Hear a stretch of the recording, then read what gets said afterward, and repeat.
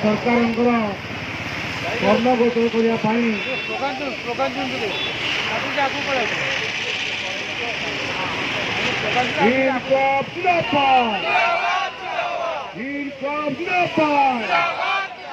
समस्त भोटाधारी मानक 35 टଙ୍କା करवा आमर दाबी समस्त भोटाधारी मानक 35 टଙ୍କା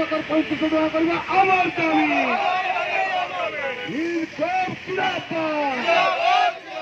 सरकार तब मिथ्या प्रतिश्रुति चलवा ना सरकार तब मिथ्या प्रतिश्रुति चलवा ना सरकार तब मिथ्या प्रतिश्रुति चलवा ना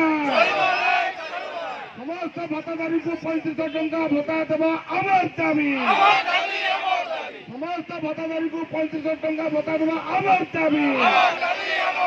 नीलकंठ जिंदाबाद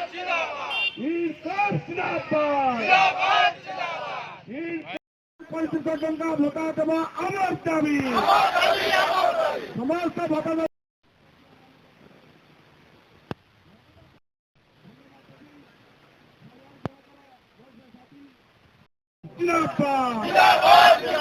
साथीगण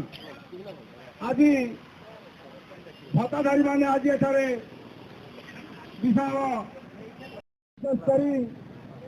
ट्रेन किसी समस्या आसला एवं प्रत्येक जिलार मुख्य मुख्य साथी मानक नहीं आज आरंभ कर